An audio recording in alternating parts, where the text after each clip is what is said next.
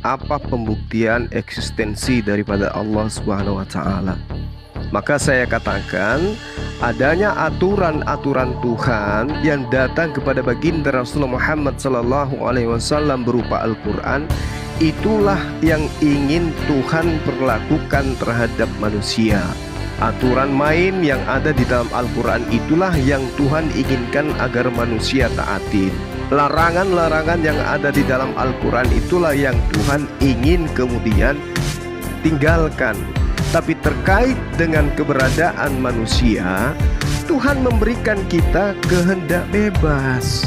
Bapak mau beriman silakan, Bapak mau ingkar silakan. Tidak ada paksaan. Jangan Anda mengatakan, oh Tuhan memaksakan saya begitu. Tidak.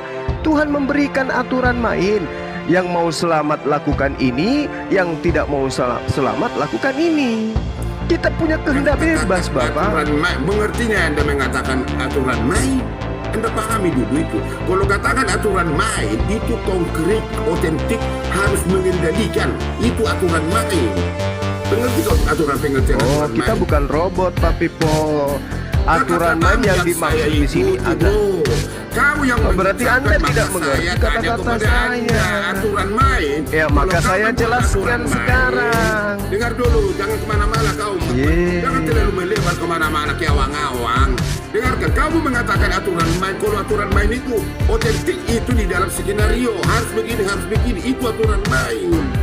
Kamu yang mengatakan Ya aturan memang main, Tuhan bagaimana? memberikan aturan Definisi main. Berarti Iya. kalau begitu ya, Aturan kalau main dia itu berpeperangan. ketetapan. Iya, kalau ketetapan Aturan main sudah itu- konkret. Kalau aturan main, bro, dengar, aturan main tidak bisa dilanggar lagi. Aturan main yang datang kepada. Terus kenapa aturan main yang datang kepada Nabi Musa dan kaumnya itu bisa dibatalkan oleh Bukan Paulus? Nabi Kenapa? Musa, pengertian yang Anda katakan Kenapa? aturan main.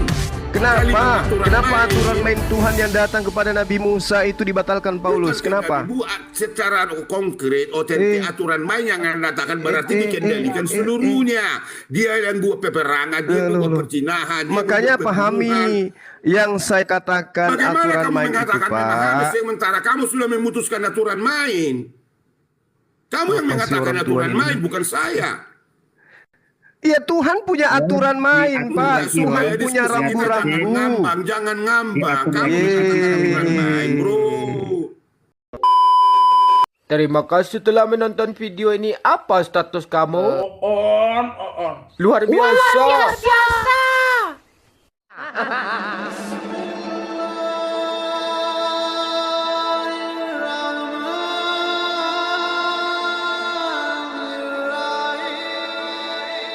Khusus itu bagaimana benar-benar dia menyatakan dirinya ada dan tidak bisa disangsikan, jadi benar-benar janjinya juga nyata. Misalnya dalam perjanjian baru ya, benar-benar Tuhan menuzulkan dirinya yang nanti eksesnya pada janji bahwa Immanuel, Allah beserta kita. Karena memang itu adalah puncak dari karya Tuhan nanti. Memang kita lagi berdosa, kita manusia berdosa, maka masalah itu yang pertama kali diselesaikan melalui penebusan. Nah, masalah kedua adalah kedatangan kedua, dia akan datang sebagai raja yang memerintah di tengah-tengah umatnya. Jadi memang dari awal grand design Tuhan adalah Tuhan mau di dalam sebuah planet dia hadir di tengah umatnya.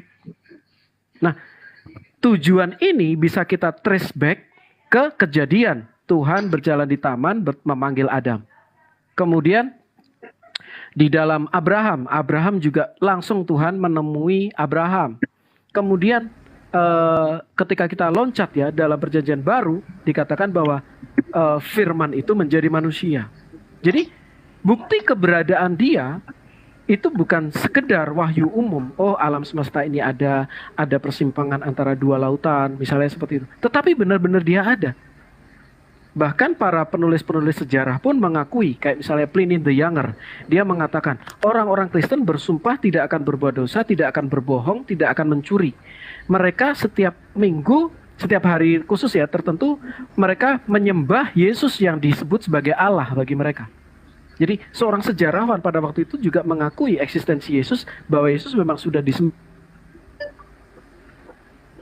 Nah, Jadi benar-benar eksistensinya itu ada, Bang. Nah, monggo kalau Bang Suma, bagaimana di dalam era baginda Rasulullah, bagaimana eksistensi Tuhan itu? Apakah beliau menyatakan dirinya, pernah menyatakan dirinya? Yang pertama, kemudian ya, jadi bukan sekedar wahyu umum, Bang. Silakan, Bang. Iya, baik. Jadi kalau pemikiran saudara saya ini, eksistensi Tuhan itu menyatakan diri kudu harus datang gitu ya. Nah, sementara yang digambarkan kemudian ini adalah cerita-cerita kejadian-kejadian yang terjadi pada para nabi gitu. Belah lautan, kemudian membangkitkan orang mati dan seterusnya. Jadi Tuhan itu menyatakan diri berdasarkan kebutuhan manusia. Untuk apa baginda Rasulullah Muhammad SAW menerima kemudian keberadaan Tuhan belah lautan? Untuk apa? Untuk apa kemudian Rasulullah Muhammad SAW membangkitkan orang mati? Buat apa? Toh itu semua sudah dilakukan oleh para nabi, tetapi kaumnya tidak juga percaya. Maka di zaman akhir, yang dibutuhkan kemudian, dialah yang akan membimbing kamu kepada dalam seluruh kebenaran. Dialah yang akan mengajarkan kepadamu keadilan, penghukuman, dan penginsapan dunia akan dosa. Jadi yang dibutuhkan sekarang itu adalah aturan main, hukum-hukum. Bukan mujizat-mujizat Tuhan melayang-layang, bukan itu yang dibutuhkan. Oleh karena itulah kemudian segala aspek yang diperlihatkan Tuhan kepada nabi-nabinya terdahulu yang masih bisa dilihat hari ini tinggal satu. Apa itu? Al-Quran. Musa belah laut, itu tinggal kenangan. Demikian juga Nabi Isa alaihissalam membangkitkan orang mati, tinggal cerita. Tapi ketika Allah Subhanahu wa ta'ala mewahyukan aturan main yang berfungsi sebagai pedoman hidup manusia untuk selama-lamanya, sampai hari ini masih ada pedoman itu. Jadi kalau saudara mengatakan seperti apa beliau menyatakan diri? Dengan cara mewahyukan aturan-aturan main. Makanya diterangkan di dalam Al-Quran, wa kadzalika auhayna ilaika ruhan min amrina. Dan demikian kami wahyukan kepadamu roh, yaitu Al-Quran, dengan perintah kami. Apa tujuannya itu? Wa innaka latahdi ila siratul mustaqim, untuk membimbing manusia kepada jalan yang lurus. Yang dibutuhkan sekarang bagi orang-orang yang berpikir itu adalah aturan main. Permainan apa itu? Aturan mainnya, Bang. Bagaimana kita beribadah? Gimana aturan mainnya? Iya, aturan main apa maksud Anda? Semua itu lengkap di dalam Al-Quranul Karim. Ya. Aturan mainnya tentang harta, tentang warisan, tentang kekelegaan, tentang ekonomi, tentang politik, tentang negara, dan semua. Baik. Itu terangkum di dalam Al-Quranul Karim. Itulah yang dibutuhkan sekarang. Oh iya. Ya. Oke. Silakan. Boleh saya bertanya? Oke, Bang. Enggak itu Bang KTP. Kenapa Bang KTP? Aku tinggal bentar ya. Aku mau ngantar ini program. Oke. Siap. Bang Suma boleh bertanya nih. Oke. Bang Suma udah selesai jelasin belum sih tadi itu? Silakan. Tolong, aku kalau ini roomku, maaf ya, kalau ini roomku aku tegasnya itu aku kerasin. Kalau misalnya yang sekiranya masih berbicara, saya akan kasih kesempatan yang berbicara dulu ya. Iya, betul. Tapi ya monggo. Jadi mohon izin Bang Suma, tadi sudah selesai apa belum menerangkan? Belum. Iya, jadi seperti itu ya. Oh, iya. Jadi seperti itu. Jadi dalam mohon Islam yang lain itu, ditunggu ya. Mohon yang lain ditunggu. Saya minta maaf, yang lain ditunggu. Kita kasih kesabaran, kita harus kenakan. Silakan Bang Suma. Iya. Jadi bukti keberadaan Allah yang nyata di tengah-tengah kami umat Islam itu ya dengan adanya kalamnya, adanya aturan mainnya, yaitu Al-Quranul Karim.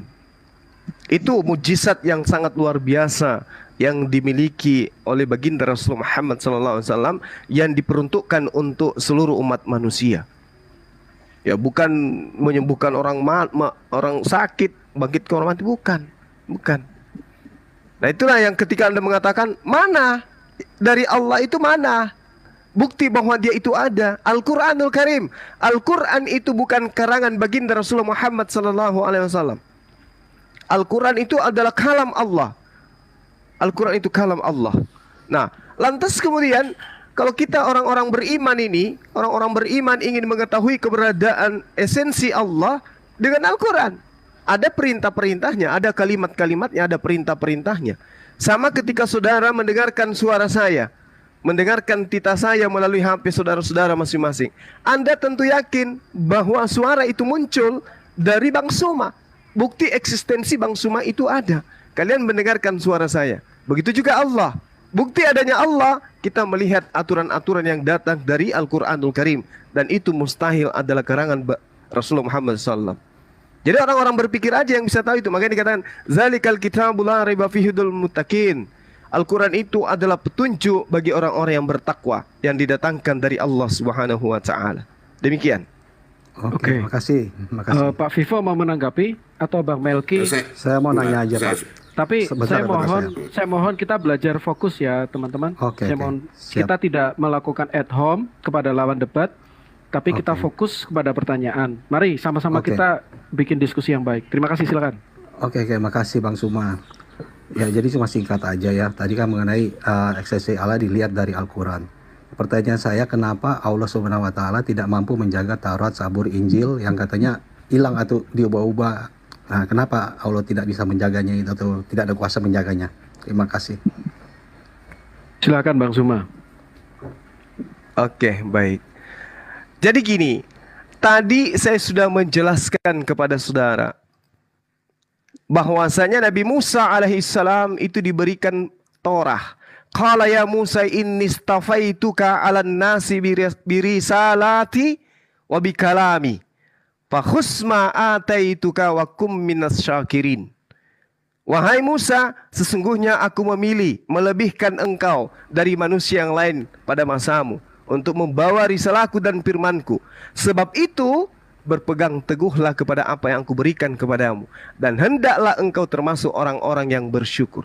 Perintahnya kepada Nabi Musa itu tidak dikatakan bahwasanya akulah yang mewahyukan Taurat, aku juga yang menjaganya. Tetapi perintahnya berpegang teguhlah kepada apa yang aku berikan kepadamu. Apakah Nabi Musa berpegang teguh? Yes, berpegang teguh. Lalu kemudian ayat selanjutnya, wa katabna lahu fil alwah. Lalu kemudian kami tuliskan untuk Musa Taurat, segala sesuatu sebagai pelajaran dan penjelasan untuk segala hal. Maka Tuhan berfirman, berpegang teguhlah kepadanya wahai Musa, dan suruhlah kaummu berpegang kepadanya dengan sebaik-baiknya. Permasalahannya kemudian adalah Allah tidak menjamin untuk menjaga Taurat Musa. Tapi Allah memerintahkan Nabi Musa agar menyampaikan Taurat itu kepada kaumnya, dan agar kaumnya itu berpegang teguh terhadap apa yang diperintahkan kepada Nabi Musa. Masalahnya kemudian adalah, apakah kaumnya Nabi Musa ini beriman? Itu. Bukan Allahnya yang dijajal, tapi kaumnya Nabi Musa itu adalah bangsa tegar tengkuk. Sehingga tidak ada lagi kitab Taurat Musa itu sampai hari ini. Kenapa? Karena Tuhan tidak ada jaminan kepada Torah untuk dijaga. Demikian. Oke, makasih. Berarti Alkitab yang kita pegang kan bukan pemberian Allah Subhanahu wa Ta'ala. Taurat yang kita pegang ini bukan pemberian Allah Subhanahu wa Ta'ala. Karena kan yang pemberian Allah Subhanahu wa Ta'ala kan sudah hilang gitu maksudnya. Sudah tidak ada maksudnya. Nah, kalau di dalam Musa itu kan Musa berbicara bahasa Ibrani. Pada waktu Allah menerjemahkan ke dalam bahasa Arab di Al-Quran, kenapa Allah tidak mempertahankan bahasa asli Musa atau Isa gitu? Terima kasih, Pak. Bagaimana? Musa dan Isa kan berbahasa Ibrani. Waktu Allah menerjemahkan perkataan mereka ke dalam bahasa Arab di dalam Al-Quran, kenapa tidak mempertahankan bahasa aslinya gitu? Terima kasih, Pak. Oh, iya, baik. Jadi di dalam Al-Quran itu diterangkan begini, bahwasanya Allah kemudian itu berfirman kepada nabinya berdasarkan bahasa yang digunakan nabinya. Wa ma arsalna mir rasulin illa bilisani qaumi. Dan kami tidak mengutus seorang rasul pun melainkan dengan bahasa kaumnya. Nabi Musa kepada kaumnya menggunakan bahasa Ibrani, Nabi Muhammad SAW kepada kaumnya berbahasa Arab.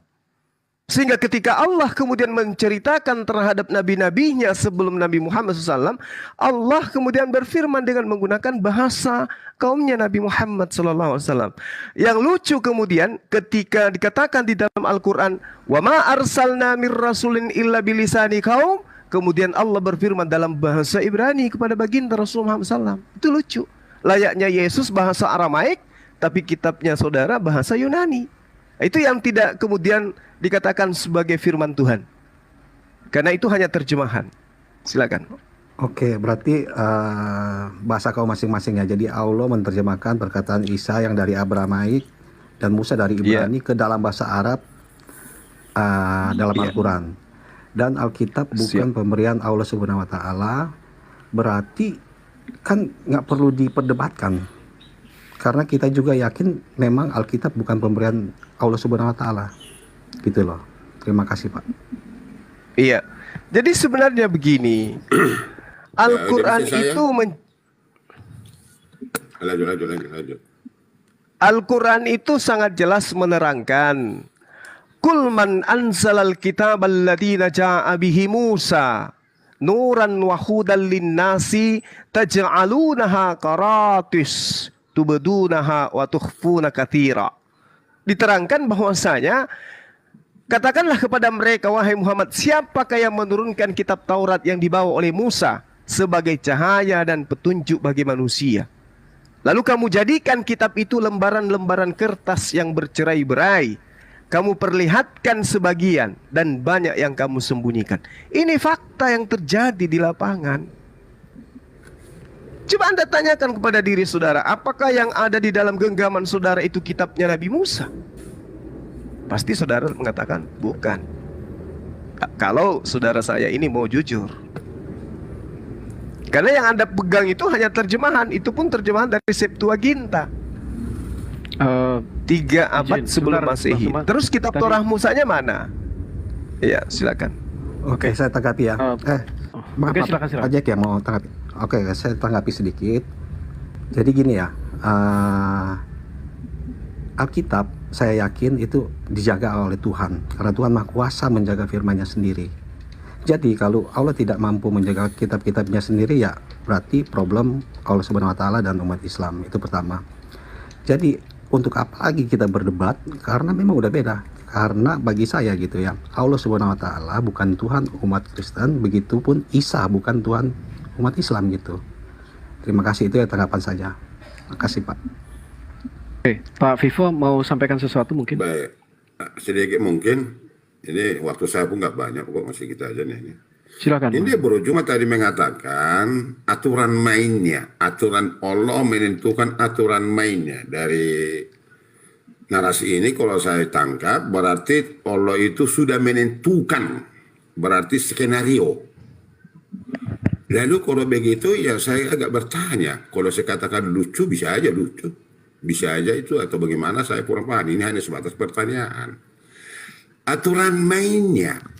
Ya, Tuhanlah menentukan, Allah itulah menentukan berperang. Oke, Allah itu menentukan berzina. Bisa saja semua kan. Allah itulah menentukan manusia harus tersiksa di hidup sehatkan secara mendetail kehidupan sehari-hari. Dan semua produsernya adalah skenario yang ditentukan Allah. Kalau sudah ditentukan Allah, ya ngapain lagi? Harus disembah dia. Ngapain lagi berbuat baik? Kalau ditentukan, udah diskenariokan semua. Gimana cara seperti itu kalau kita hidup? Apapun yang kita lakukan kalau diskenariokan semua karena dia mastermind-nya atau sutradaranya, ya ngapain? Tapi yang jadi lucu, kalau dia menentukan sebenarnya, kalau menurut Anda karena dia menentukan skenario-nya atau itu dia Anda katakan tadi, kenapa Allah itu? Ya udah masuk aja ke surga semua. Masuk, nggak usah lagi penderitaan, nggak usah apa-apa. Kan begitu secara sederhananya lah yang saya katakan. Karena Anda menentukan, Allah menentukan semua gerak-gerik manusia. Gimana Allah seperti itu? Udah masuk ke surga. Kalau dia itu kan berkuasa, masuk ke surga pasti masuk lah, saya pikir barangkali. Kalau Anda katakan itu. Jadi skenario yang dibuat Allah itu menentukan manusia itu harus tersiksa, harus berperang, harus bunuh-bunuhan, harus berzina, harus bagaimana, harus amburadul dulu manusia di bumi ini. Itu skenario Tuhan, barangkali saya nggak tahu. Coba jelaskan dulu. Silakan Bang Oke, Suma. baik. Iya, jadi Pak Pipo ini bagaimana ceritanya ya?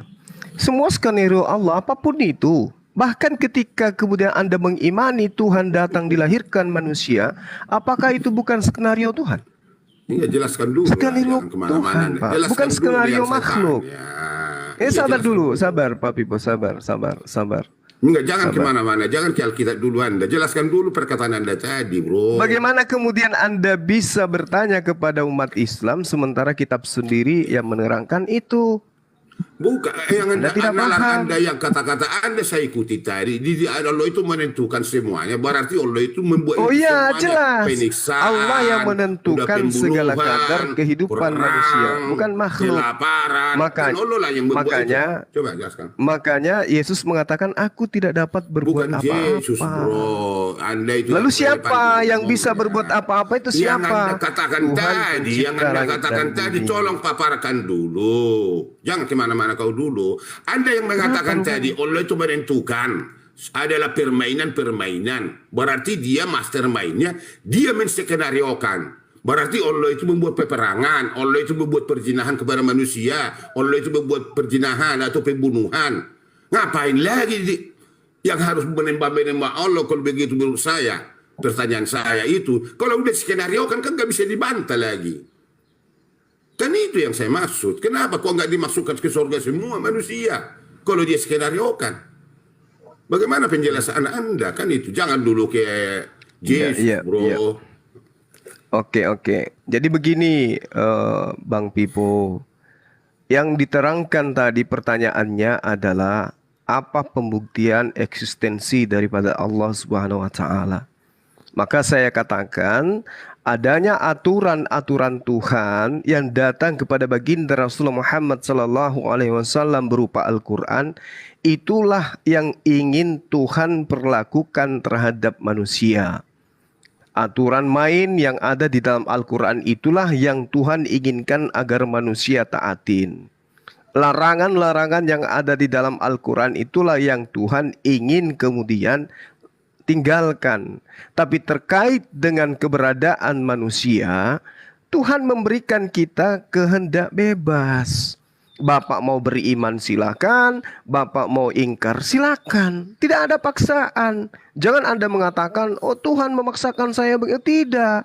Tuhan memberikan aturan main.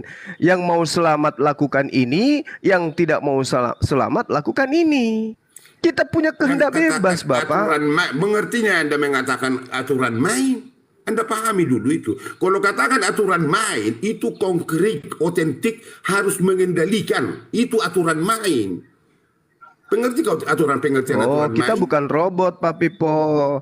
Aturan Kata-katamu main yang saya dimaksud di sini ikuti, ada. bro. Kamu yang Oh, berarti mengucapkan, Anda maka tidak mengerti saya tanya kata-kata kepada saya. Anda, aturan main. Ya, Kalau maka kamu saya buat jelaskan aturan main, sekarang. dengar dulu, jangan kemana-mana kau.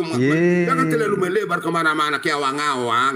Dengarkan, kamu mengatakan aturan main. Kalau aturan main itu otentik, itu di dalam skenario. Harus begini, itu aturan main.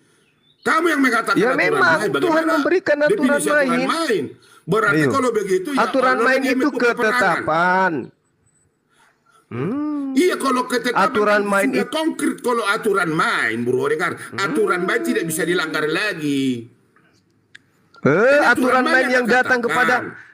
Terus kenapa aturan main yang datang kepada Nabi Musa dan kaumnya itu bisa dibatalkan Bukan oleh Nabi Paulus? Musa, Kenapa? pengertian yang Anda katakan Kenapa? aturan main. Kenapa? Kalimat Kenapa aturan main Tuhan yang datang kepada Nabi Musa itu dibatalkan Paulus? Bukan Kenapa? buat secara konkret, otentik aturan main yang Anda katakan berarti dikendalikan seluruhnya. Dia yang buat peperangan, dia yang buat percinahan. dia Makanya membuat pembunuhan. pahami yang saya katakan Bagaimana aturan kamu main itu, mengatakan memahami Pak. sementara kamu sudah memutuskan aturan main? Kamu yang Apa sih mengatakan orang tua aturan ini? main, bukan saya. Iya, Tuhan punya aturan main, Pak. Supaya Tuhan punya diskusi kita rambu-rambu. jangan ngambang. Kamu Yeay. mengatakan aturan main, bro. Bang Jack. Iya. Bisa diatur Gimana? lagi nih. Pak Karena sakit ini kurang orang. kondusif kalau Bang Oke. Vivo ini. Bukan kondusif atau tidak, saya kan alurnya yang saya ikuti, di mana salah saya. Kamu mengatakan aturan main. Kalau dikatakan aturan Sekarang main, begini Pak ada Bipo, mastermind-nya. apakah Mastermind-nya ini Tuhan menentukan seluruhnya. apakah Tuhan punya aturan main yang harus diberlakukan Musa? Saya atau tidak? tahu. Kalau saya tidak tahu, saya saya akan tanya tidak tahu. Makanya saya Tidak bertanya, ngerti dia. bagaimana aturan main menurut prediksi? Kalau aturan main berhenti ke Aturan main itu aturan-aturan Tuhan yang harus ditaatin manusia. Itu dikatakan iya, aturan. makanya saya tuntut seolah-olah kamu mengatakan aturan main, seolah-olah kamu membuat aturan main itu kan itu Oke. menjadi pertanyaan Oke, saya. saya arahkan lagi ya. itu saya arahkan derita lagi. Anda. Permisi. Izin teman-teman ya, Dari tadi- saya arahkan lagi ya. Permisi. Bang KTP gimana nih? Kita arahkan lagi ya dari awal ya. Tadi kan pertanyaan awal, pertanyaan santuy ya. Bagaimana Tuhan di dalam masa hidup baginda Nabi itu menyatakan dirinya. Nah ini kan, oke, terima kasih jawabannya Bang Suma, yaitu melalui Quran. Nah itu udah jawaban beliau ya.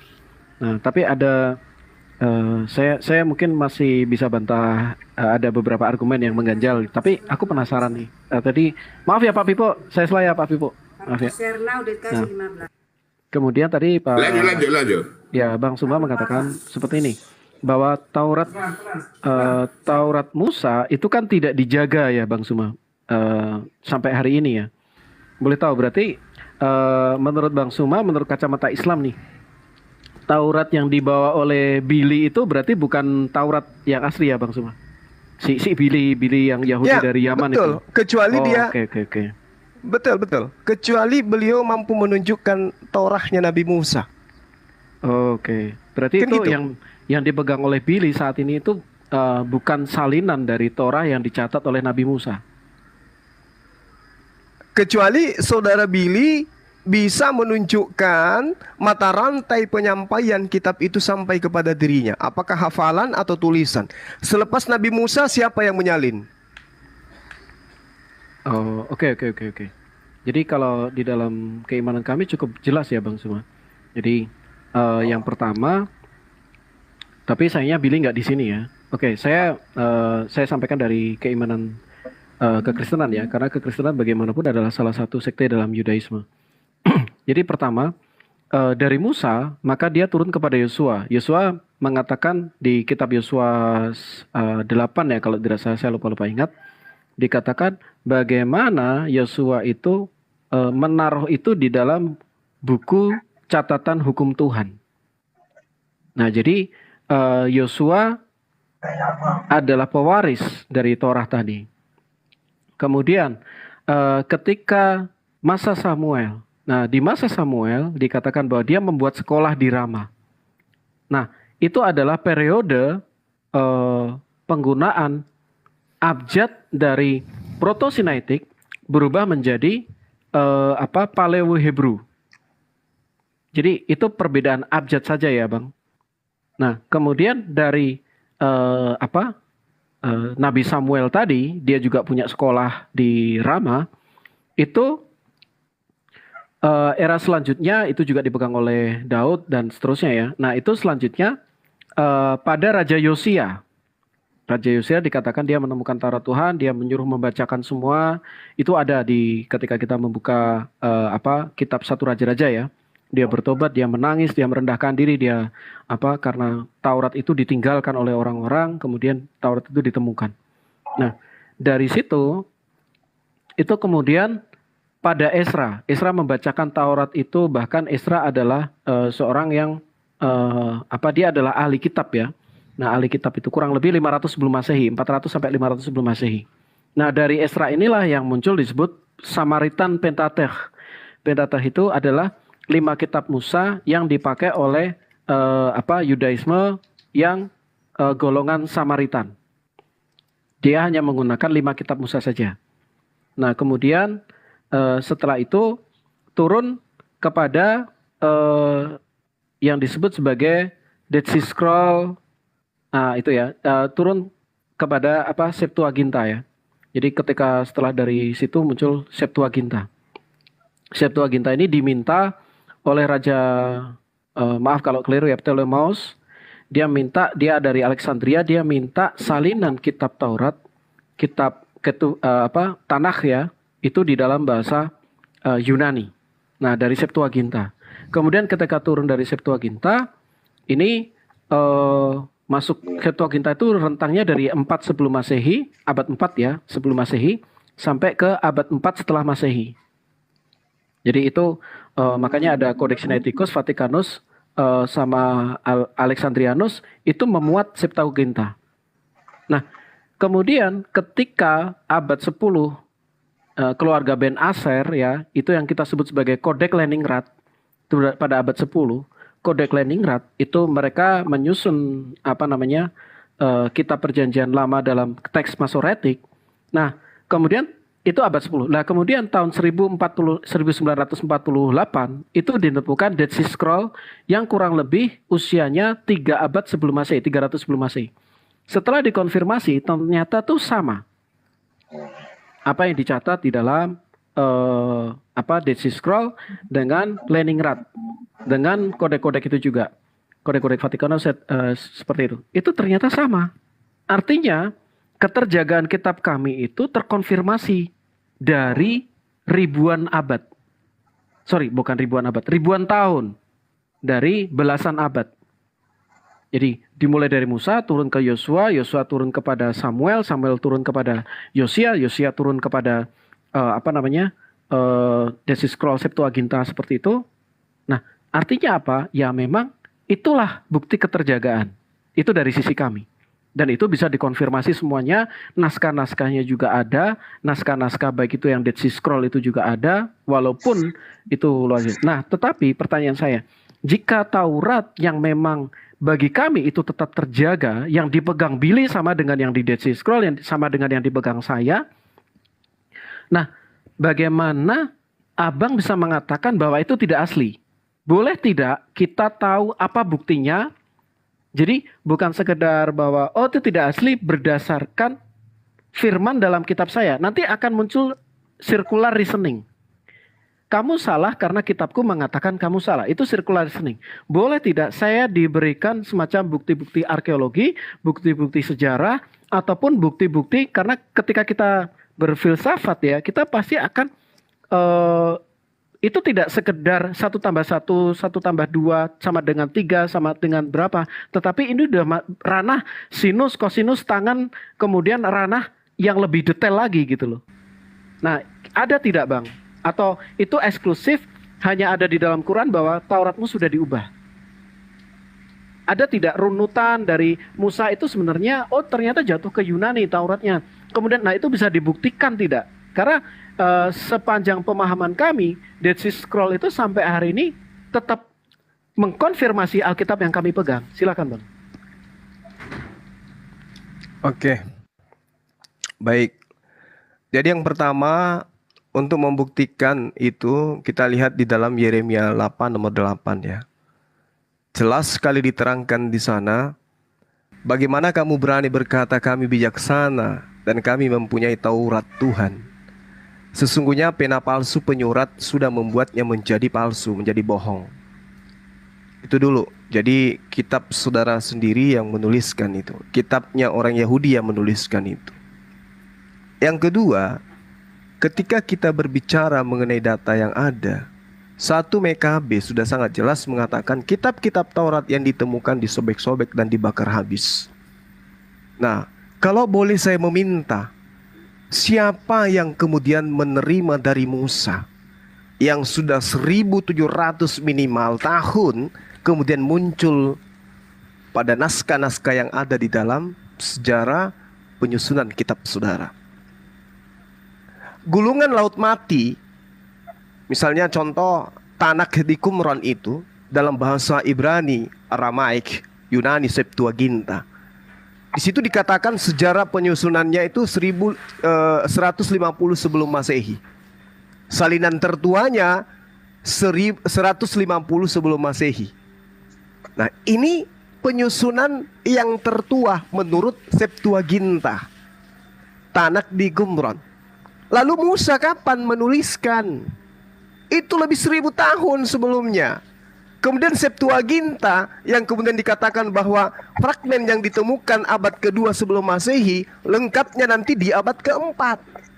Lalu bagaimana kemudian bisa menyatakan kelengkapan daripada fragmen yang digunakan kemudian menjadi catatan bahwa Codex Sinaiticus dan naskah papirus itu sudah komplit di abad keempat itu apa acuannya?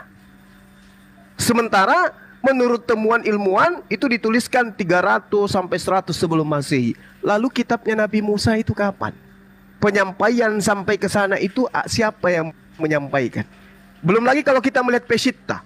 Peshitta dalam bahasa Suryani itu ditemukan pada abad ke-5, lengkapnya di abad ke-8. Belum lagi kalau Vulgata, Codex Amenetius dalam bahasa Latin, itu abad ke-8 kemudian baru dilengkapi. Belum lagi kalau kita berbicara mengenai teks Masoretik, itu dituliskan menurut sejarahnya itu tahun 100 Masehi, abad ke-10 dia baru kemudian bisa dikatakan lengkap Masoretik itu. Lalu Musa ke kaumnya itu di mana? Taurat Sia, konon ceritanya dituliskan 200 sampai 100 sebelum Masehi. Manuskrip tertua di abad ke-11 Masehi nanti kemudian dituangkan. Nanti para ilmuwan di abad ke-16 baru kemudian manuskrip tertua ini diteliti oleh para ilmuwan. Terus apa dasar pijakannya bahwa itu adalah kitabnya Nabi Musa? Hanya temuan-temuan manuskrip tertua. Ada yang menghafalkan gitu dari zaman ke zaman? Tidak ada. Belum lagi kalau kita berbicara Targum dalam bahasa Aramaik, dituliskan kemudian pada abad ke-5 Masehi baru fragmennya itu ditemukan. Apa dasar pijakannya mengatakan Torah itu masih ada? Ayo. Sedangkan di Indonesia ini yang ada adalah bahasa Indonesia. Bahasa Indonesia yang dihasilkan dari bahasa penjajah, bahasa Belanda. Bahasa Belanda dari bahasa Inggris. Bahasa Inggris dari bahasa Yunani. Terus kesesuaiannya dengan kitabnya Nabi Musa itu yang mana? Acuannya yang mana? Apa yang menjadi acuan? Makanya kitab saudara itu tidak kemudian menyertakan bahasa asli. Karena kita tidak tahu yang mana yang sebenarnya ini. Yang dari Nabi Musa itu yang mananya. Ya, silakan. Dengarkan itu Pak Pipo. Siap. Enggak. Kasih dulu. Host, kasih dulu kesempatan bagi saya lah. Ya, silakan, Adil Anda. Ini Pak.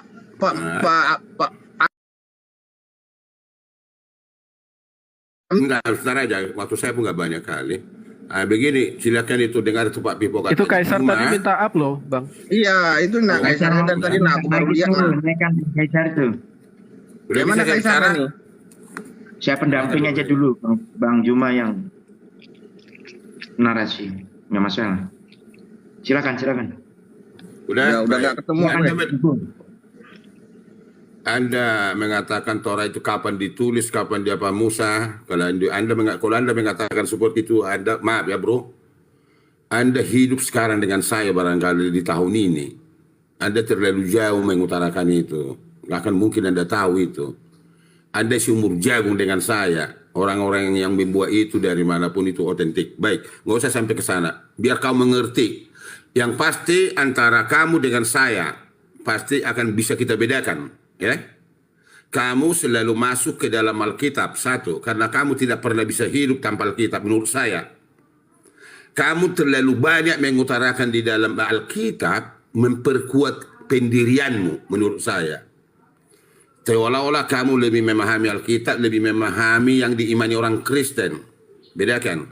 Kamu tidak mengimani Alkitab, maka kamu selalu kalau saya masuk, paling tidak pernah kita diskusi, saya gas kau. Dengarkan baik-baik tentang hukum Taurat yang diterima Musa.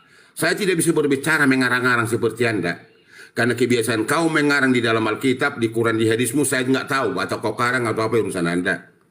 Supaya kamu mengerti kedudukanmu, dari mana kamu datang, dari mana kamu bicara. Hukum Taurat terbagi. Secara hukum Taurat, ya, terbagi dia secara garis besar 3 bahagian. Hukum moral, hukum bayang-bayang, hukum sipil. Itu pengertian hukum Taurat. Kenapa diutarakan itu? Supaya inilah hukum ini semua untuk menjelaskan kepada manusia bagaimana caranya untuk kepada Tuhan. Saya bagi. hukum moral yang dikatakan hukum Taurat, saya akan berbicara di dalam ayat.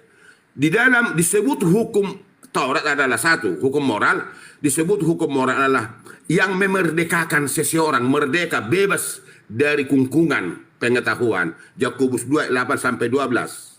Hukum upacara, hukum bayang-bayang.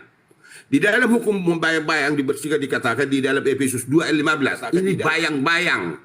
Pengertian bayang-bayang simbol berupa merpati, berupa lembu, berupa domba, dan yang lain-lain. Itu hukum bayang-bayang untuk kedatangan Mesias.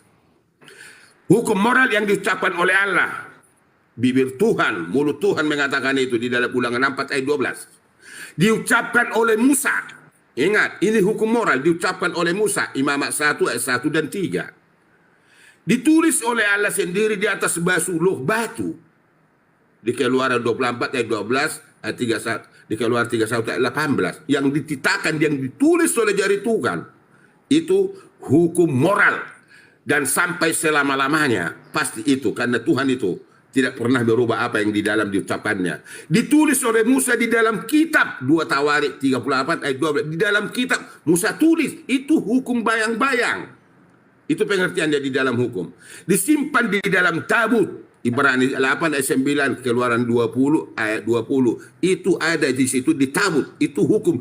10 hukum yang dibawa orang-orang Israel kemana mereka berperang. Itu selalu di depan.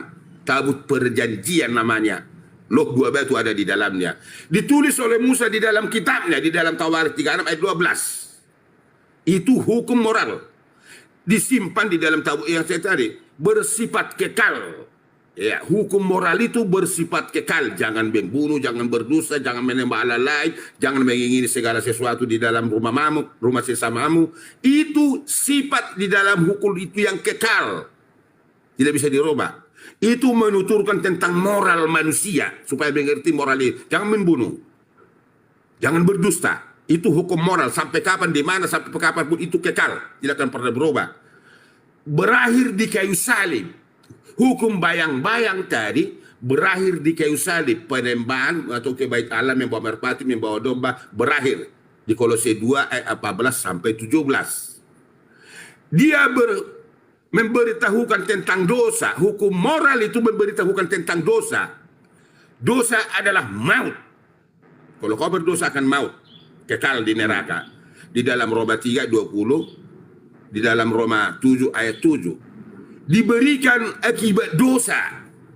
Dengarkan, ini hukum moral. Diberikan akibat dosa. Karena orang berdosa, maka dia akan mati. Dosa itu apa? Diberitahukan di dalam hukum Taurat. Galatia 3 ayat 19. Tidak berat.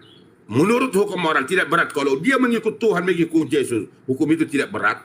Karena dia sudah masuk di lingkaran Tuhan, maka otomatis kebaikan itu akan tercermin dari dia.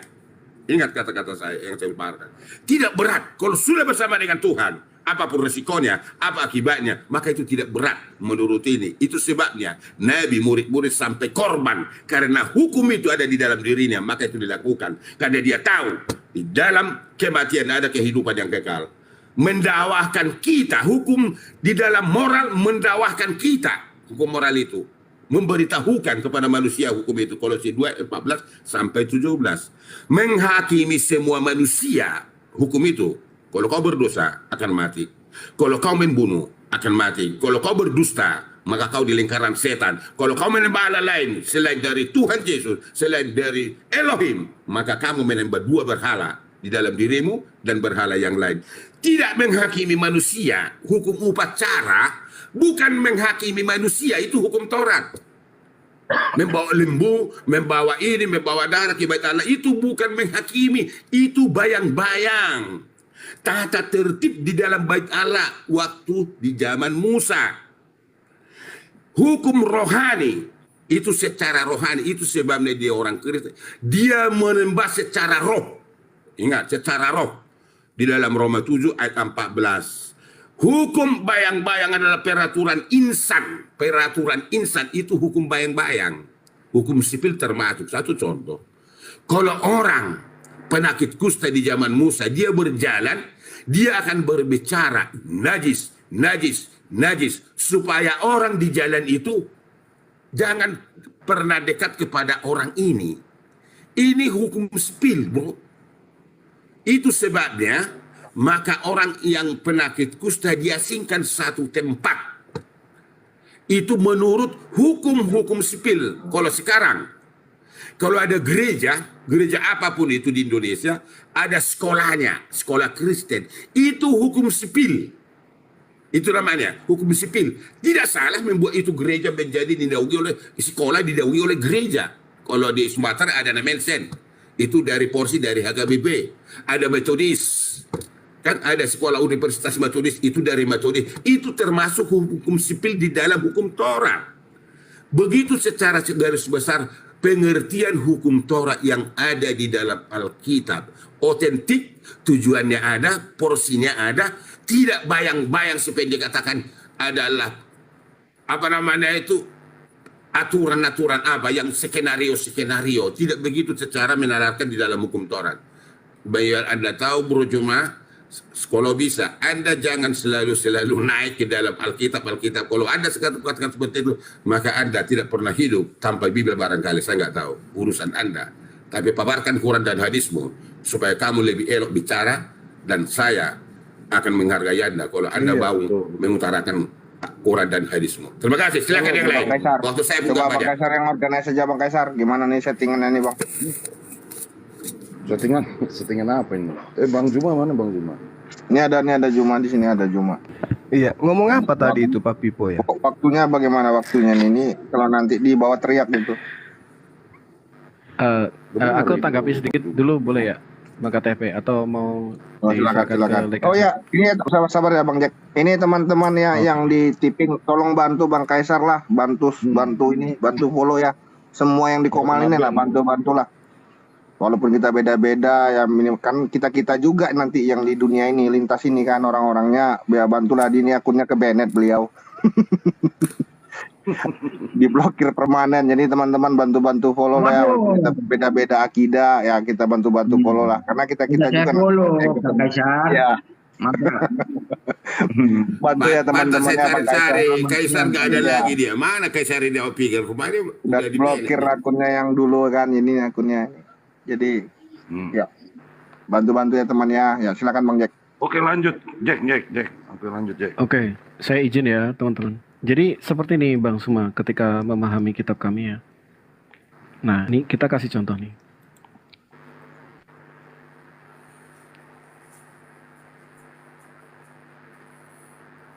Nah, bagaimana keterjagaan kitab tadi? Nah, ini ada di sini nih. Yosua, jadi setelah Musa ya, Musa kan kurang lebih antara 1300, jadi ada ini ya, ada 1500 antara 1300-400-an ya. Nah, Yosua menuliskan semuanya itu dalam kitab hukum Allah. Nah, ini bicara masalah Torah. Lalu ia mengambil batu yang besar berikan di sana di bawah pohon besar di tempat kudus Allah. Oke ya. Jadi turun kepada Yosua. Kemudian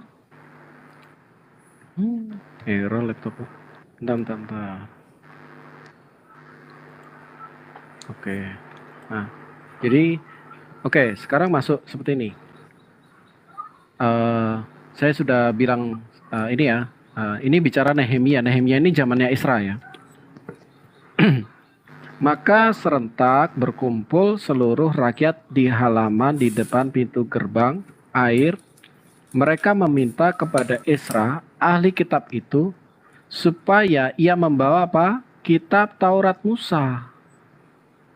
Jadi sampai Esra pun itu terjaga, ya, yakni kitab hukum yang diberikan Tuhan kepada Israel, ya.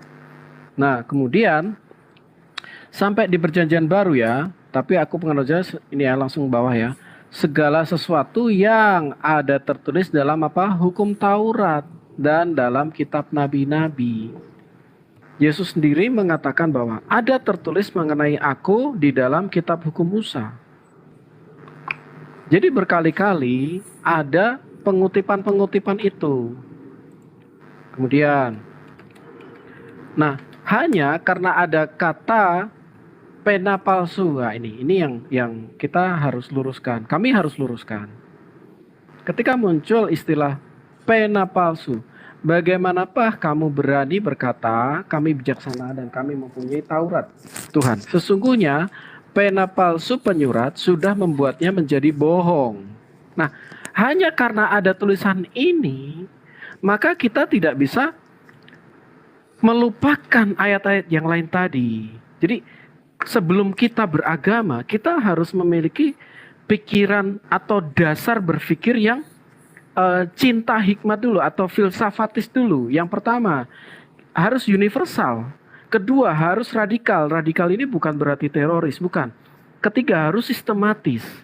Nah, ketika kita bicara universal, maka kita tidak boleh mengambil sebagian saja. Oh, kan tertulis ada pena palsu penyurat. Berarti semuanya udah sah hilang. Ini pola pikir yang tidak universal. Ini hanya pola pikir parsial. Secara universal sudah saya terangkan. Dari Musa turun kepada Yosua, dari Yosua turun kepada Samuel, dari Samuel turun kepada Esra, dari Yosia turun kepada Esra, kemudian bahkan sampai dipegang oleh para dalam perjanjian baru itu berkali-kali dikutip. Yesus mengatakan bahwa ada tertulis mengenai aku di dalam kitab Musa. Jadi itu memang sudah ada. Gitu. Dan di dalam keimanan, di dalam apa ya? Oke, saya nggak mau nanti malah ini masalah. Nah, jadi gini. Kemudian itu sudah tercatat. Nah, kedua, kita harus memiliki pola pikir radikal. Radikal itu apa? Kita harus berakar selain universal. Universal itu kita ngelihat semuanya. Tidak boleh sebagian kita anggap sebagai semuanya. Itu udah pola pikir yang salah. Bahkan ya, ada istilah dalam Yudaisme ya, rabi-rabi itu tidak boleh mereka mengatakan bahwa tafsiran saya paling benar. Itu salah. Yang benar apa? Semua tafsir itu diperhatikan. Loh, bahkan untuk tafsiran loh. Itu semuanya diperhatikan. Tidak boleh mengatakan tafsiran saya paling benar. Nah, semuanya diperhatikan, semuanya bergemara, semuanya saling mendengarkan. Oh, jadi kita dapat view dari permata itu dari banyak sisi gitu. Nah, itulah cantiknya permata itu dari view-nya dari banyak sisi.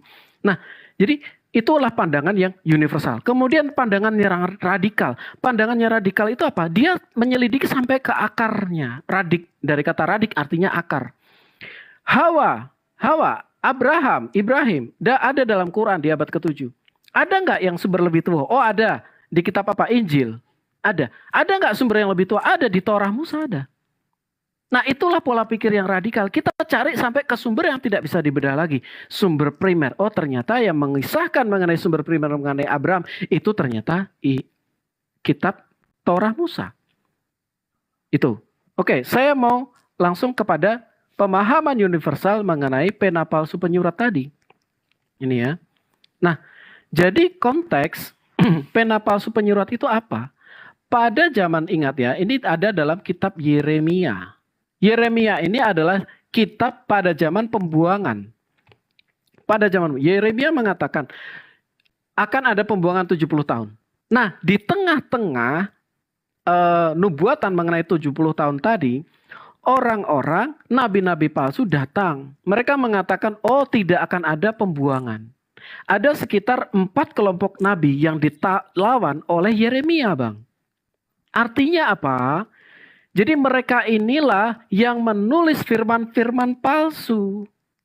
Yang mengatakan, oh, tidak akan ada yang namanya pembuangan. Ini ditentang oleh Yeremia. Dan Tuhan juga menghukum orang-orang ini. Jadi mari kita tempatkan pada tempatnya gitu loh. Nah ini, maaf kalau saya kepanjangan. Silakan Bang Suma atau mungkin ada. Oh, selamat boleh siang. main ya. Iya, saya dulu Bang. Bang. Gue belum ngomong. Ya. Enggak, gue dulu. Mungkin Bang Suma dulu, bro Iya, Alu. kelamaan tadi beliau Bang tadi Vivo juga. Kami udah 2 kali. Oh, sorry ya bro Alu. Ya udah, nggak apa-apa, Suma dulu. Jangan blunder lagi lu, Kipri. Tadi blunder parah lu. Hancur itu. Ya, nggak apa-apa. Gampang counternya itu. Udah, lanjut dulu. Betul, Jangan betul. blunder lagi ya. Iya, betul. Oke, dah ya. Baik. Nah, saudara mengambil Jangan benar. kitab Yosua untuk menjelaskan kitabnya Nabi Musa. Di data Yosua 24, pada hari itu juga Yosua mengikat perjanjian dengan bangsa itu dan membuat ketetapan dan peraturan bagi mereka di Sikem. Yosua menuliskan semua itu dalam kitab hukum Allah. Lalu ia mengambil batu yang besar dan mendirikan. Tulisan Yosua itu yang mana? Anda bisa tunjukkan ke kita. Tentang Tauratnya Nabi Musa yang dituliskan Yosua itu yang mana? Mana tulisan Yosua tentang Taurat? Kedua, apa pertanyaan Anda itu? Dari kau nggak udah kedua, itu, kemudian saudara mengambil kitab. Ya ketika saudara orang ini ngomongnya, biar selesai dulu dia, biar selesai dulu dia, Bapak. Ya betul. Itu bukan diskusi Bapak tua, tolonglah dihargai dia, biar sampai selesai dia bicara, baru kita selang, gitulah maksudnya. Jangan menyimpulkan mana itu hukum Torah itu zaman. Saya bertanya loh Bang, saya bertanya, nanti Anda tunjukkan ke saya tulisan Yosua tentang Taurat yang dimaksud yang diterima oleh Musa itu mana. Kedua, Yehemia, Anda menunjukkan Yehemia 8. Lalu pada hari pertama bulan ke-7 itu Imam Esra membawa kitab Taurat itu ke hadapan jemaah, yakni baik laki-laki maupun perempuan dan setiap orang yang dapat mendengar dan mengerti.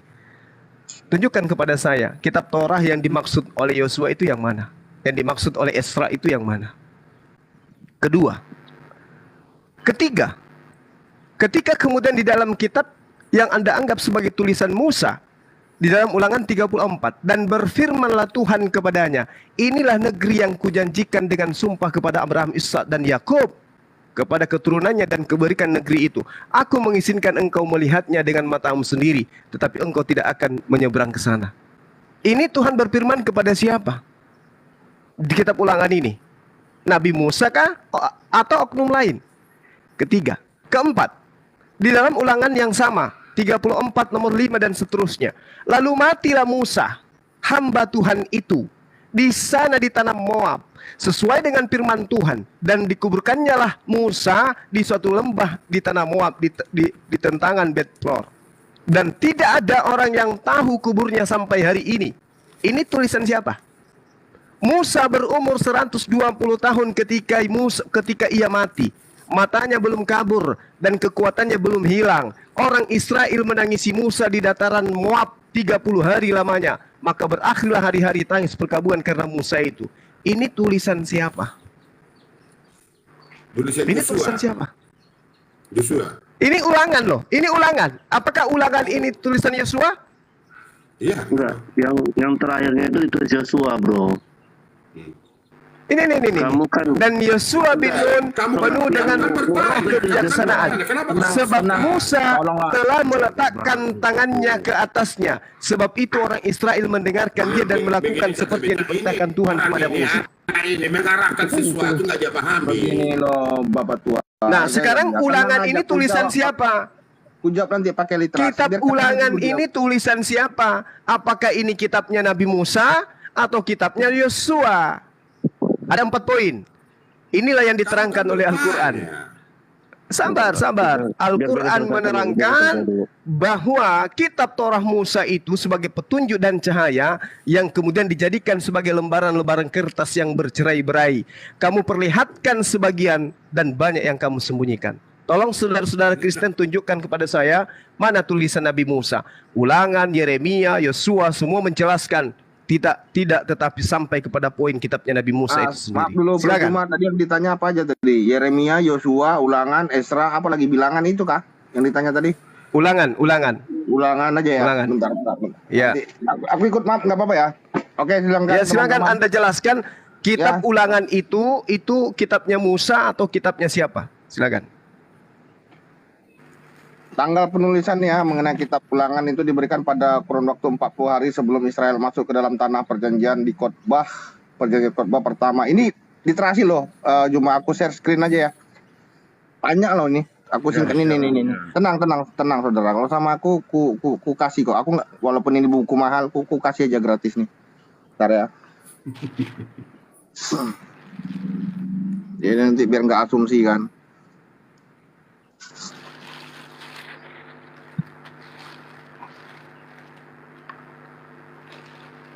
Bentar ya, sabar ya teman-teman. Kan begitu. Kalau pertanyaan seperti itu, kalau menurut saya nggak relevan dijawab itu. Enggak apa-apa. Ini ada kok. Datanya kita ada. Sabar aja, Bapak tua. Sabar, tenang aja. Benar kok dia cuma ini edukasi kok dia untuk saudara kita. Edukasi. Kita lagi ngajarin orang Umi. tenang aja, kita lagi ngajarin orang bumi, Pak. Zuma ini kan bahkan Yosua aja kan dia nggak tahu. Dia taunya kan dari kita. Justru itu ngapain diledeni itu menarikkan untuk membuka-buka seperti Nggak apa-apa. itu. Kita edukasi orang Kalau bumi, Qurannya dan hadisnya edukasi orang buta diterangkan, huruf ya boleh-boleh aja. dipaparkan. Nggak apa-apa. Kita kan edukasi dia dan pengikutnya yang buta huruf ini. Pak Ya, Bipo, nggak saya apa-apa. sedang silakan. membahas kitabnya Silakan. Yahudi loh yang kalian ambil. Silakan, Sabarlah, jangan silakan. panik, santai. Ya, Quran nggak dan apa-apa. hadis Kalian dulu kau edukasi kamu keterangkan. yang buta huruf kan boleh-boleh aja. Oleh, silakan Farul, silakan. Yang penting ahli. jangan buta Tuhan, Bung. Buta huruf Iya, boleh, ini loh. jangan buta Tuhan. Aku lagi mencari Manusia dituhankan. membuka layarnya nih, no. Temu Pak KTP, sementara Anda cari, saya boleh nambahin nggak Pak KTP? Ya, silakan. Aku lagi cari gambar ini. Nah, ini masih terpasang Oke, oke. wallpaper gambar Jadi ini, silakan. begini Zuma. Ya, jangan ya. panik ya, santai ya. Santai. Ya. Kamu kan Yosua aja kan kamu nggak tahu. Kalian ini kan orang umi, ya nggak apa-apa lah. Nah begini Zuma, di dalam Al-Maidah 47 dikatakan, dan hendaklah pengikut Injil memutuskan perkara menurut apa yang diturunkan Allah di dalamnya. Barang siapa tidak memutuskan perkara menurut apa yang diturunkan, maka itulah orang-orang fasik. Inti saya ada di sini Zuma. Artinya kita bisa mengidentifikasi bahwa di zaman Rasulullah itu Injil masih asli. Kalau kamu mau bernarasi tadi, sebentar. Kalau kamu mau bernarasi tadi bahwa Injil telah dipalsukan, Taurat telah dipalsukan, maka kita harus mengambil satu poin di mana di zaman Rasulullah itu Injil masih asli, ya. Berarti belum mungkin Injil itu dirubah-rubah di zaman Rasulullah. Ya, kita asumsinya dari situ dulu. Dan juga ada di dalam Al-Quran, di mana Al-Quran itu diturunkan untuk membenarkan apa yang ada padamu, yaitu kitab Taurat. Jika Al-Quran membenarkan kitab Taurat yang pada saat itu, artinya kitab Taurat pada saat itu masih asli. Nah, ini menjadi blunder adalah ketika kitab Yohanes 15 ayat 23 dan 16 ayat 1 itu dikutip oleh Ibn Ishaq sendiri. Sirah Rasulullah yang paling tertua. Saya lihat halamannya ya, sebentar. Itu di halaman sebentar ya. Kalau bisa ada yang open cam ya. Kalau saya nggak bisa open cam. 103 sampai 104. Waduh. Di situ boleh dicek Sirah Rasulullah Ibn Ishaq ya. Terjemahan Oxford University Press Kaichi 10th Impression tahun 95 itu di halaman 103 dan 104. Dia mengutip kitab Yohanes, teman. Lagi pula ya, kata Injil itu sendiri itu diambil dari bahasa Yunani, yaitu ada kitab Peshitta yang menerjemahkan Evangelion menjadi Awungilion. Sehingga kata Injil inilah yang dipakai menjadi bahasa Al-Quran. Sehingga terkonfirmasi bahwa kitab Injil yang kami pegang itu adalah kitab yang asli. Karena kami punya semua catatan sejarah dan manuskrip itu. Manuskrip itu tidak terputus, Zuma. Tadi kamu baru membuktikannya sendiri. Ada Peshitta dan sebelumnya itu masih ada. Itu dari saya, ya Zuma ya. Apalagi yang saya mau sampaikan. Udah, gini aja Zuma. Kamu harus bisa membuktikan Injil yang mana. Lagi pula kalau saya balikan ke kamu Zuma, di mana tulisan dari Zaid itu, di mana kitab Anda Zaid nggak itu? menjelaskan apa yang saya uraikan kitab tadi. Zaid? Enggak, Kenapa kitab Anda Zaid itu di menjelaskan mana? tadi? Sebentar. Kenapa? Kamu jelaskan dulu. Tadi Anda menyela, katanya ingin menjelaskan. Ini saya lagi jelaskan. Jelaskanlah kitab Yosua, Yehemia, Ulangan. Jangan panik gitu lah. Jelaskan yang tadi. Jelaskan. Oke, Silakan. Ini nanti akan ke teman saya ke TFP. Saya tadi mau. Nah, lagi pula begini. Ada Abdullah ibn Mas'ud dan Ubay bin Ka'ab. Dua orang ini adalah orang yang direkomendasi oleh Nabi Muhammad sebagai penghafal yang terbaik. Kalau kamu ingin belajar Al-Quran, kamu belajarlah kepada Abdullah ibn Mas'ud dan Ubay bin Ka'ab. Permasalahannya, Abdullah ibn Mas'ud tidak menginclude Al-Fatihah. Jadi nggak ada jawaban yang tadi tentang kitab Ulangan, Taurat berubah. Nggak ada Ubay bin jawabannya. Ka'ab itu punya 116 surah. Dan Abdullah Sampai bin Mas'ud segitunya itu paniknya ngambil pelampung kemana-mana gitu ya Bang. Panik kan lu. Gitu ya. Sedangkan Utsman jadi itu nggak ada punya pertanggungjawaban 117. terhadap yang saya sampaikan tadi itu ya, nggak ada jawabannya. Ya udah, Nggak ada gini aja. sanggahannya. Kita akan jawab. Kita Nggak akan ada sanggahan. jawab, Zuma. Kita Ya, akan silakan, jawab, Zuma. silakan. Tadi saya mau menjawab pertanyaan kamu yang awal itu. Oke, saya lanjut ya. Kalau saya balikan ke kamu, di manakah naskah Zaid pada saat itu? Kalau mau lebih tua lagi, di manakah? Jadi Anda sudah nyerah, yang tadi udah nyerah. Enggak, pasti Bukan akan merah, pasti akan. supaya kamu sadar yang kamu katakan itu. Enggak, Bukan saya. Di mana itu sudah nyerah. Di mana naskah Sudah Zaid? terbukti apa Di yang mana diterangkan naskah Zaid? Al-Quran. Di mana naskah Bahwa Zaid? Al-Quran, bahwa Torah itu bukan yang ada pada diri kalian. Sudah paham? Pada saat itu Dari Al-Quran Quran membenarkan pula Taurat yang ada dibicarakan, padamu. dari Quranmu. Taurat yang ada Taurat pada yang Musa. ada padamu. Taurat yang ada pada Musa. Enggak, Taurat yang ada padamu saat itu. Pada saat Kalau itu, yang Anda kalau kitab Nabi Musa setelahnya itu diterangkan oleh Al-Qur'an, "Fabaddala alladziina zalamu qawlan ghairal ladzi qila lahum fa anzalna 'alal ladziina zalamu." Tuh, pakai TV mau jawab. Lalu tuh. orang-orang Kamu zalim mengganti perintah dengan mengerjakan sabar dong, yang bro. tidak diperintahkan kepada mereka. Aduh, kamera. Ini gini nih. Ya, silakan Anda bahas yang tadi. Nabi Musa menuliskan kematiannya. Apakah itu Taurat? Silakan. Saya udah bilang semua. Ini gua bacakan aja lah ya. Bacain aja. Penulis kitab Ulangan itu Musa. Ya, di sini kitab Musa. Tanggal penulisannya detail ini. Ya, penulisan ini diberikan pada waktu 40 hari sebelum Israel masuk ke dalam Anda jelaskan Ulangan 34 tadi. Sabar dulu, brother. Ini kan tebal Ulangan, brother. Tadi pertanyaannya siapa penulis? Ya, kitab kalau hanya Ulangan? mengatakan Musa yang menuliskan, ya coba secara otentik Ulangan 34 apa betul Musa yang nulis? Silakan. Ini kalau aku ngomong di slide. Orang yang buta huruf itu harus rendah hati, Ini Zuma. loh. Ini Sabar. ada datanya. Asal jangan Ini, buta Tuhan. tenang, Ya, brother. buta huruf boleh, asal Tenang, jangan pokoknya buta jawab Tuhan. nih. Manusia Ini loh, dianggap Tuhan. nah. Silakan. Sekarang. Santai. Itu buku mahal. Tenang aja, bro. Ulangan Santai. 34 ayat 8 kan? Karena tadi layarku agak buram, ini ku bacakan aja ku ringkas. Penulisnya Bacain aja. Musa. Tanggal penulisan aja ku sebut.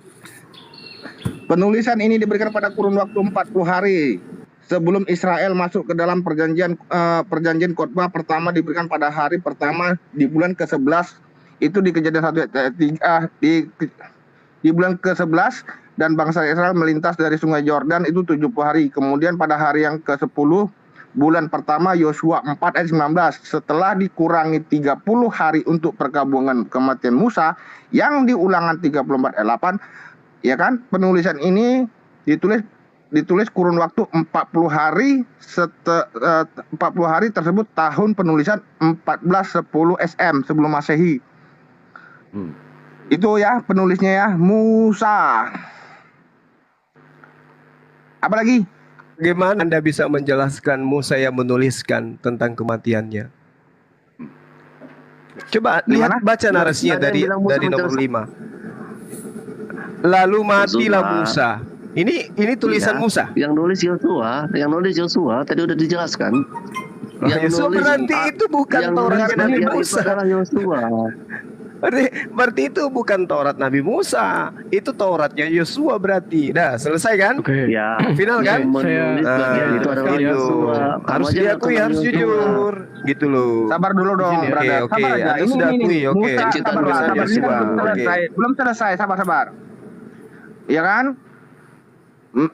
Dalam pasal-pasal terakhir ini kuringkas saja ya. Musa memberikan semangat kepada bangsa Israel, kemudian menobatkan penggantinya Yosua, dan penulisan kitab ini dilanjutkan oleh Yosua.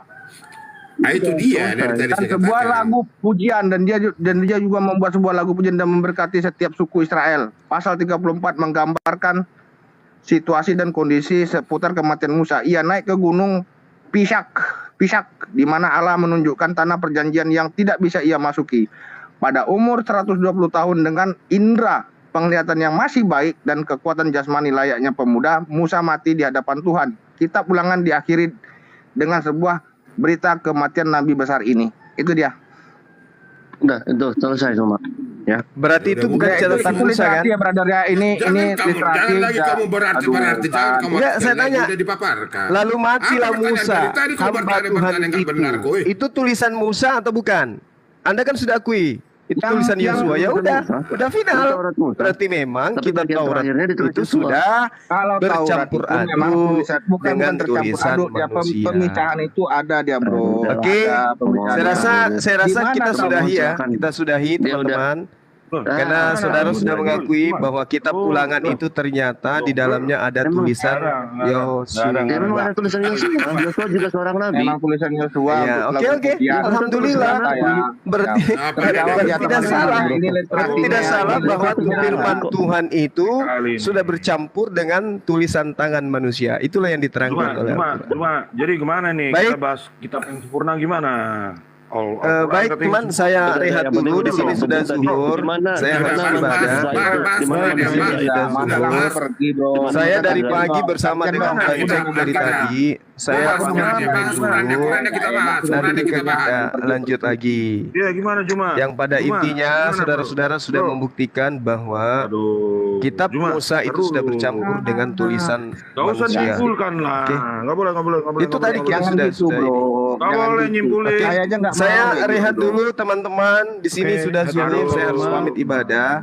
Nanti saya akan kembali lagi di sini. Aduh, pergilah. Saya ibadah dulu. Jangan turun biar aja di sini. Terima kasih, selamat siang dan jayalah Indonesia. Dijawab pergi. Terima kasih dan mohon maaf. Iya, Yang terima sempurna kasih. nih kita. Mana nih? Nggak enak dah diskusinya sudah. Udah turun dia. Iya. Ini literasinya ada, aku bacakan loh. Cuma tadi tuh kita kalau untuk di room kita nih kalau data tenang aja lah. Warahmatullahi wabarakatuh. Jadi tadi ada yang menghujat mengatakan Zuma buta huruf. Saya balas lah. Masih mending buta huruf daripada buta Tuhan. Kan gitu. Anak manusia kok dibilang Tuhan, gimana sih? Jadi teman-teman sekalian, Al-Quran itu tidak pernah salah. Al-Quran itu tidak akan pernah keliru. Lalu orang-orang zalim mengganti perintah dengan mengerjakan yang tidak diperintahkan kepada mereka. Sebab itu kami timpakan atas orang-orang yang zalim itu dari langit karena mereka berbuat fasik. Ya. Al-Quran menjelaskan mereka ini adalah orang-orang yang fasik. Maksudnya orang-orang Yahudi yang menerima kitab Torah pada mereka. Al-Quran surah Al-Baqarah ayat 79. Fawailul lilladzina yaktubuna al-kitaba bi'aidihim thumma yaquluna hadza min 'indillah liyastaru bihi tsamanan qalila. Celakalah bagi orang yang menulis Alkitab dengan tangan mereka sendiri. Mereka sudah mengakui bahwa kitab ulangan itu, ulangan 34 yang tadi, itu bukan tulisan Musa, tapi tulisan orang yang mereka sebut Yosua. Berarti sudah bercampur aduk. Ini sudah sangat jelas ya teman-teman sekalian. Bagaimana Al-Quran menjelaskan itu kemudian, bahwa ada Alkitab yang ditulis dengan tangan mereka sendiri. Walamma ja'ahum rasulun min indillah musaddiqan lima ma'ahum, ya, nabata fariqum minal ladina utul kitab Allah wara'a zuhurihim ka'annahum la ya'lamun.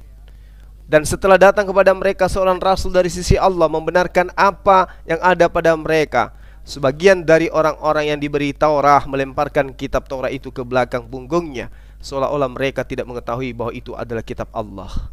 Ini Al-Quran yang menerangkan itu. Ya ayyuhalladzina utul kitaba aminu bima nazzalna musaddiqan lima ma'akum min qabli an natmis, dan seterusnya. Sangat jelas ayat Al-Quran menerangkan itu. Hai orang-orang yang beri Alkitab, berimanlah kepada apa yang telah kami turunkan, yaitu Al-Quran. Sudah jelas itu. Mereka kemudian Allah katakan melanggar perjanjian. Ya ahlul kitab qad ja'akum rasuluna, sesungguhnya telah datang kepadamu wahai ahli kitab seorang rasul. Ini sudah sangat jelas ini.